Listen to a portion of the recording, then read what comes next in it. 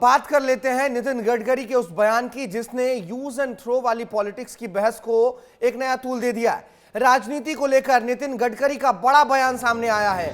उन्होंने use and throw वाली politics का जिक्र किया है। मराठा सेवा संघ के आयोजित कार्यक्रम में नितिन गडकरी ने कहा है कि राजनीति में यूज एंड थ्रो चलता है।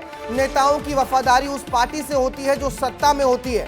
राजनीति में विचारों का खालीपन एक बड़ी समस्या है। बड़ा बयान आया है नितिन गडकरी का, सुनाते हैं बयान आपको। आपल्या देशामध्ये विचार भिन्नता ही समस्या नाही आहे। आपल्या देशामध्ये विचार शून्यता ही समस्या आहे। म्हणजे जी पार्टी सत्तेत येईल त्या पार्टीत घुसण्याकरता सगळे तयार आहे आणि सत्ता गेली का जसं ते जहाज पाण्यात डुबलं का पटापट जसे उड्या मारतात, पहिले उंदीर उड्या मारतात पहिले लोक उड्या मारतात। याचं कारण आपले विचार, आपल्या निष्ठा, आपलं कन्व्हिक्शन, आपली कमिटमेंट ही महत्वाची आहे। राजनीति के समर में विचारों की कमी कहीं ना कहीं से तो हो गई है। हमारे सहयोगी राकेश हमारे साथ जुड़ गए हैं दिल्ली से। उनसे समझ लेते हैं कि नितिन गडकरी के इस बयान के क्या सियासी मायने हैं।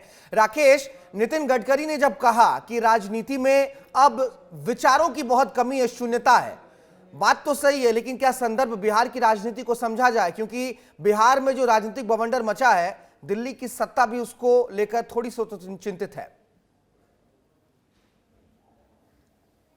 देखिए भारत, नितिन गडकरी बहुत ही परिपक्व नेता हैं और राजनीति के मर्म को बहुत अच्छे से समझते हैं। बिल्कुल आपने ठीक पकड़ा, इसे बिहार के संदर्भ में भी समझिए और ख़ास तौर पे किसी भी पार्टी में उन नेताओं के बारे में समझिए जो अपनी विचारधारा को ताक पर रखकर रेवड़ी जहां दिखता है वहीं पहुंच जाते हैं। तो नितिन गडकरी ने बहुत दूर की बात कही है।